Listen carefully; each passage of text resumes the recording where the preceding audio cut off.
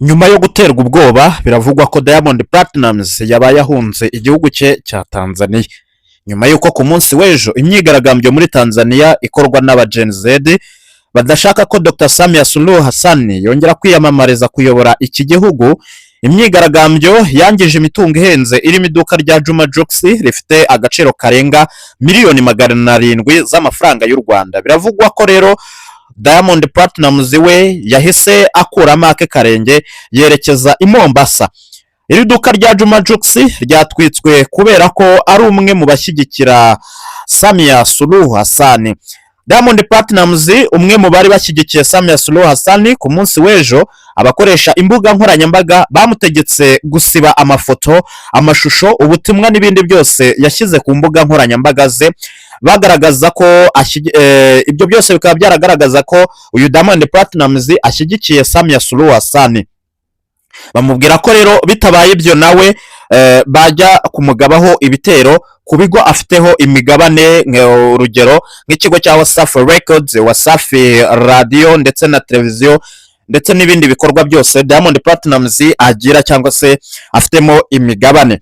Diamond Platnumz rero nyuma y'uko bamugabyeho igitero yabonye ko ibintu bikomeje cyangwa se bikomeye, nibwo rero yahise yigira inama afata umwanzuro yihutira kubisiba nk'uko yabisabwe n'aba ba Gen Z, ndetse ngo uyu Diamond Platnumz yahise anahunga iyo myigaragambyo yerekeza i Mombasa, we na mama we ndetse na Zucu n'abandi n'ubundi bari mu muryango we wa hafi.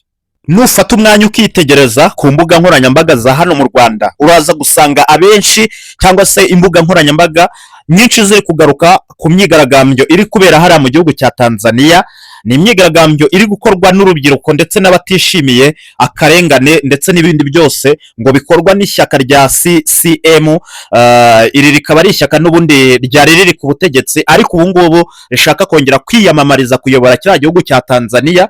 Iri rikaba ari ishyaka rero riyobowe na Madame Suluhu Hassan, uyu niwe wari perezida ariko arashaka kongera kwiyamamaza. Gusa ariko amakuru angeraho nonaha nuko uyu Madame Samia Suluhu Hassan amaze gutsinda n'ubundi amatora yo kuyobora kiriya gihugu cya Tanzania, aho yagize amajwi 97 ndetse n'ibice ku ijana. Byumvikane neza ko n'ubundi yongeye kuba perezida wa kiriya gihugu cya Tanzania. Ni mu gihe rero iyi myigaragambyo yakorwaga n'abatishimiraga ko yakongera kuyobora, rero bikaba byatumye bamwe mu rubyiruko, abo twita aba Gen Z cyangwa se Generation Z, aribo bahise bagaba n'ubundi ibitero, batangira gutwika bimwe mu bikorwa remezo ndetse n'ibindi bifite aho bihuriye n'ubundi n'iri shyaka rya CCM. Rero hano muri no myigaragambyo harimo bamwe mu byamamare ari nabo bari bahanzweho amaso na bamwe mu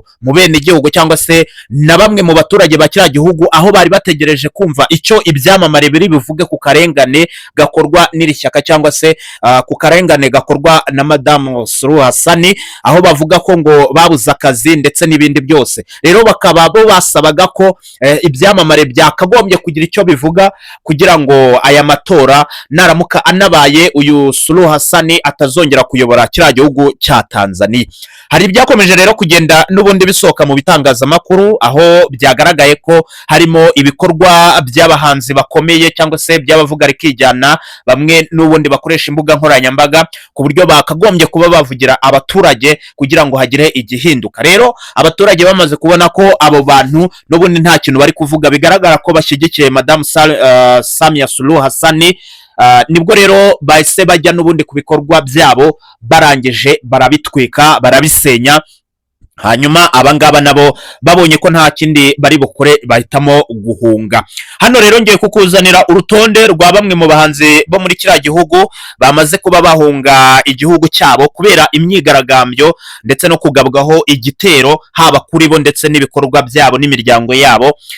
Bakagabwaho igitero na bamwe mu bagenzi badashyigikiye ishyaka rya CCM muri kiriya gihugu cya Tanzania. Iryo shyaka rikaba riyobowe na Madame Samia Suluhu Hassan.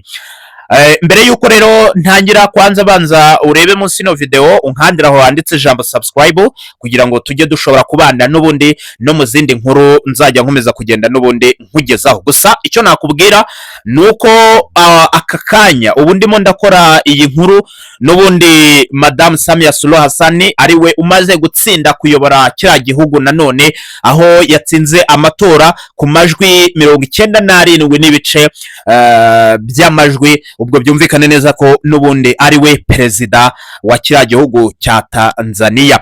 Rero bamwe mu bahanzi nakubwira nuko harimo uwitwa Shilole.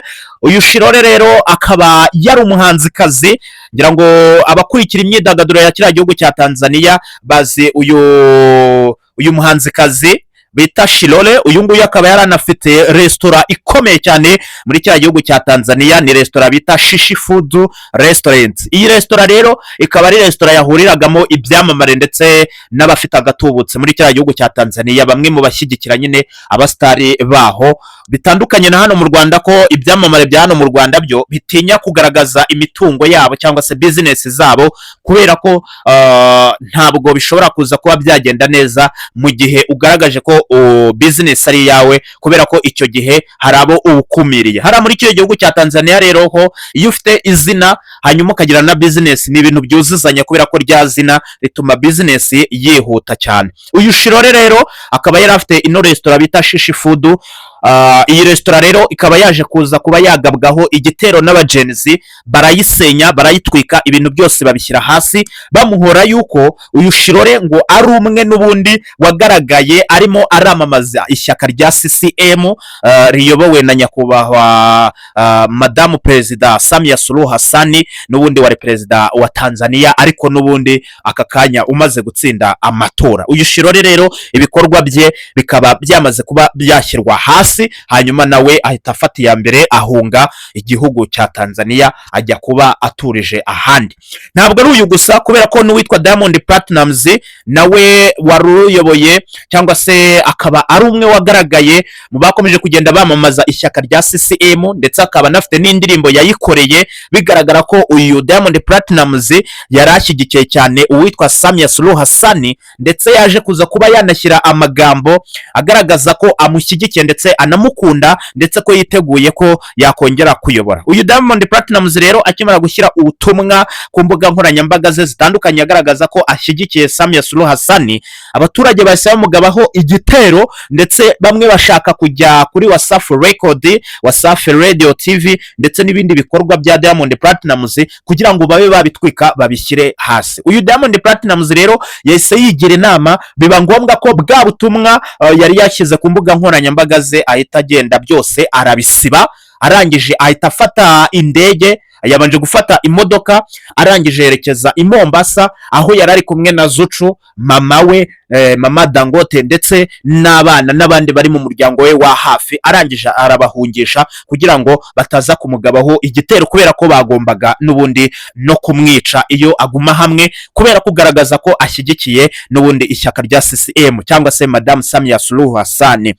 Ntabwo ari Diamond gusa, kuko n'uwitwa Harmonize nawe bamugabyeho igitero, n'ubundi bimwe mu bikorwa bye birangizwa. Uwitwa Birnasi, uyu Birnasi nawe ni umuhanzi wo muri kiriya gihugu cya Tanzania. Ubwo abo muri buze kuza kumva mukumva mutabazi, si uko batazwi, ahubwo nuko wenda hari abo mwamenye nka Diamond, harimo Harmonize, ariko muri kiriya gihugu kubera ari igihugu kinini n'ubundi harimo n'abandi bantu baho bazwi, ariko bitabaye ngombwa ko hano mu Rwanda tubamenya cyane. Gusa uyu Birnasi we nawe arazwe cyane, nujya ku mbuga nkoranyambaga uraza gusanga uyu Birnasi nawe ari umuhanzi ukomeye cyane. Nawe rero yaje kuba yagabwaho igitero kubera gushyigikira n'ubundi uyu Samia Suluhu Hassan. Ntabwo ari uyu gusa, kubera ko n'uwitwa Zucu, uyu nguyu n'ubundi nawe wahunganye na Diamond, cyangwa se bivugwa ko ngo ari umugabo we. Uyu Zucu nawe yaje kuza kuba yashyira ubutumwa ku mbuga nkoranyambaga ze avuga ko ashyigikiye n'ubundi Samia Suluhu, ariko ntabwo byaje kuza kuba byamugendekera neza, kubera ko abaturage n'ubundi bahise bajya muri komanteri, bajya ku mbuga nkoranyambaga ze baramuripeyaringa, bamubwira ko ibyo yakoze atari byo, ndetse ko banamufashe ibyo byose yabisobanura. Byumvikane neza ko nawe rero ibyo ngibyo yaje kuza kuba yabizira. aba bose rero baje kuza kuba bagwa mu bihombo, gusa uwagaragayeho ibihombo bikomeye cyane ni uwitwa Juma Jokes. Uyu Juma Jokes yakoranye indirimbo na Diamond Platnumz, indirimbo irenze imwe ebyiri, ngira ngo indirimbo yamamaye cyane niyitwa Enjoy, indirimbo yaririmbanye na Diamond Platnumz.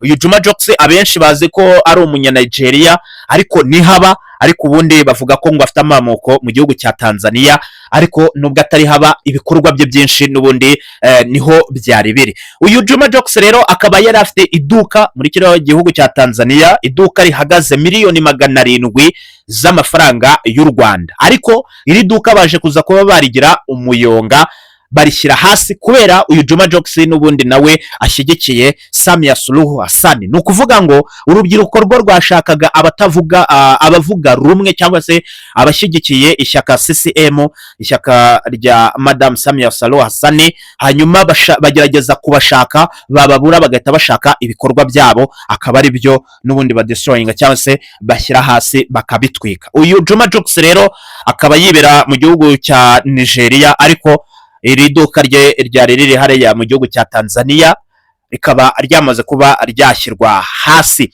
Mu bavuga ikijyana cyangwa se mu bazwi mu byamamare byo muri kiriya gihugu, uretse umuntu bita Meyi wa Mitego, uyu akaba ari umwe nanone mu basitari ba kiriya gihugu. Uyu niwe wenyine wagaragaje ko iyi leta yari ikwiye kuba yakumva abaturage bayo, hanyuma igashyira ibintu ku murongo, ibyo abaturage bashaka bikaba ngombwa ko biganirwaho hanyuma bigakorwa, bigakemuka, abaturage bakabaho bishimye. Uyu Meyi wa Mitego niwe abaturage bavuze ko ashyigikiye ibyo bo nabo bashyigikiye, nyine bigaragaza ko uyu Meyi wa Mitego we atari kugendera ku bijyanye no kuba yagaragaza uruhande abogamiyeho, cyangwa se adashaka kugaragaza ko ashyigikiye Samia Suluhu Hassan, ahubwo akavuga ko bari bakwiye kuba bakumva abaturage. Uyu rero we abaturage baje kuza kuba bamugira n'ubundi umuntu wabo, kubera n'ubundi yagerageje kuba yabavugira. Ngaye nguko rero ubwo imyigaragambyo nimba iri bukomeze nyuma yuko Samia Suluhu Hassan atsinze, ubwo turakomeza n'ubundi dutegereze, gusa byose n'ubundi turaza kubinyuramo tubibagezeho. Wowe icyo usabwa ni ugukanda subscribe munsi y'ino video, urabona ahantu handitse ijambo subscribe, urakandaho, hanyuma ujye ushobora n'ubundi gukurikirana izindi nkuru nzajya nkomeza kugenda n'ubundi nkugezaho. Mwibutse ko iyi ari Kizo Empire, hanyuma ngiye wumvaga n'ubundi ni Kizo nk'ibisanzwe. Reka twongere tuze guhurira n'ubundi mu yindi nkuru ikurikira.